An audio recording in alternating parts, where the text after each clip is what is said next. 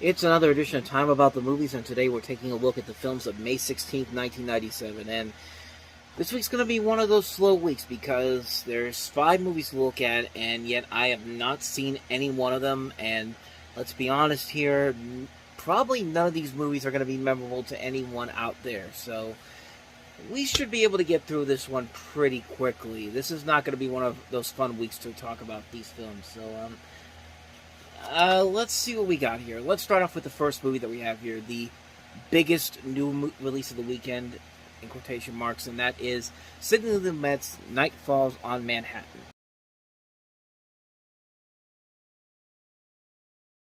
You know, this movie probably would have been more exciting if Sidney Lumet had actually done something of any noteworthiness in the last decade. I mean, really, what has he done? What has he done since this movie has come out? Maybe Running on Empty. That was a hit. That was a minor hit, but it wasn't like a huge critical or financial success, as far as I know. I think the last movie of noteworthiness he did that was considered both a critical and a financial success was The Verdict. But other than that, though, I mean, look at some of these other movies he's done since then. Guilty of Sin, not a good movie. Stranger Among Us, not a good movie. Q&A, Family Business, not really that great. The Morning After, Power, Garbo Talks, Daniel.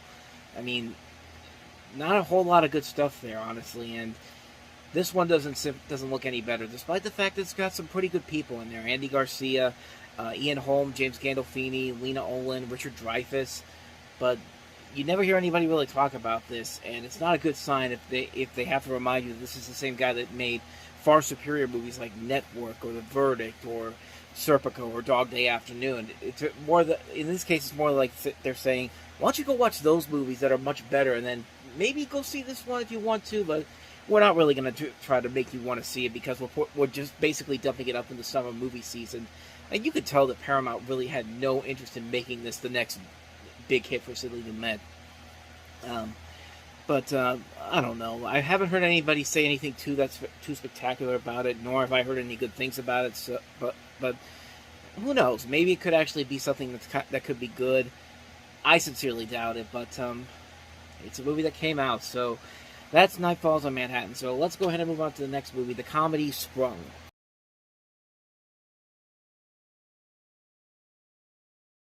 So am I supposed to like anybody in this movie? I mean, this trailer really ain't selling me. This looks like a rip-off version of Booty Call, and it's like the people who made this movie saw Booty Call coming out, and they thought that was going to be a big success, and they said, all right, let's get a movie out there so we can compete with this because Booty Call is going to be a big hit. And I mean, Booty Call was the more successful film, but nothing about this movie looks that fun whatsoever. Like, there's nothing about it that looks that hilarious. There's nothing about it that looks like it's that fun.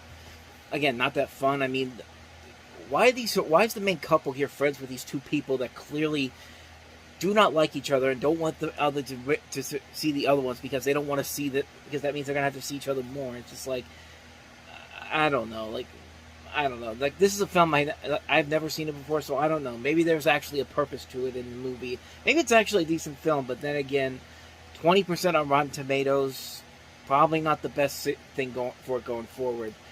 And for Rusty Cundiff, this is another film he directed after he did Fear of a Black Hat and Tales from the Hood.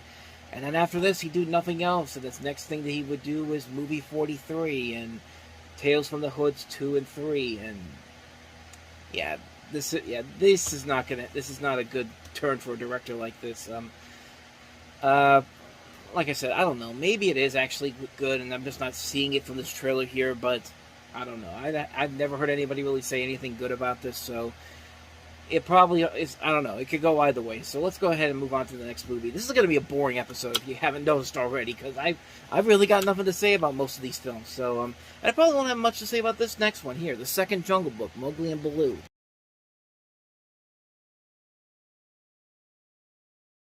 It says a lot when Disney's animated Jungle Book 2 movie that went to theaters that was originally supposed to go direct to video is probably a much better sequel than this movie is. Like, I don't even know what the sequel is supposed to be. Like, is it supposed to be a sequel to the live-action Jungle Book movie that came out 3 years prior by Disney? Is it supposed to be a sequel to, what is? I mean, I don't get it. Like, what exactly is this supposed to be a sequel to if it's called The Second Jungle Book?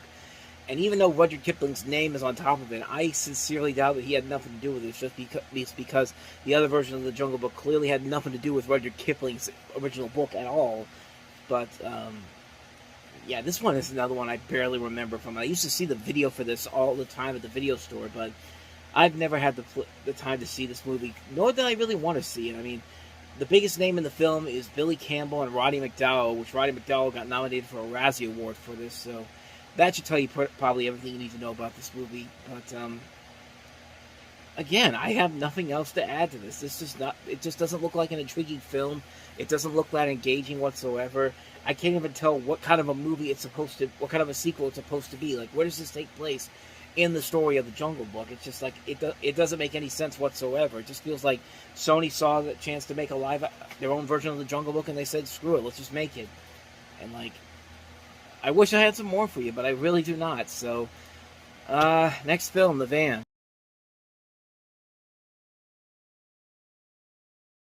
So this is the third installment of the Berrytown trilogy by Roddy Dowell, who also did the other two films are The Commandments in '91 and The Snapper in 1993. I've seen the Commitments.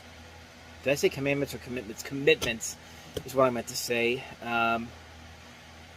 Again, I don't really know anything about this one. I don't know if it's any good or not.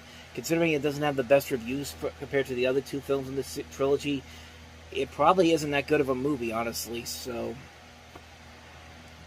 I hope you're enjoying this, because this is probably the hardest I've ever struggled to try to get something out of a week that's not very good. So, we're almost done here, though. On to the last film, Brothers in Trouble.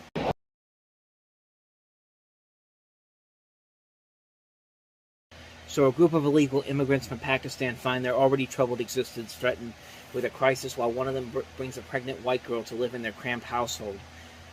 I'm going to be honest with you. When I tried to look for footage of this on YouTube, that was the only thing that ever came up, is the movie itself, and I'm assuming that's the movie itself. But when I look at when I'm looking at the information on Wikipedia, they said it's a BBC miniseries. But yeah, I don't know. I don't know what it's like. I really don't know.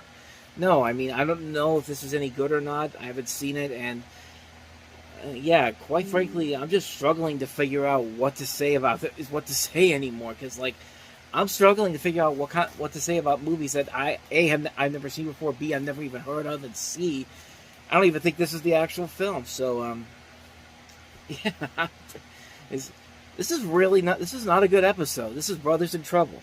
I apologize for this episode. I really, really do. This is one of the few times that I'm seriously sorry that I made you sit through this. But we have to get through these weeks, and this is probably the first week I've ever done of these episodes where I'm just like, there's literally nothing I can say about these. These movies are largely forgettable. I've never seen most of them, and again, I'm sorry if I wasted your time on this.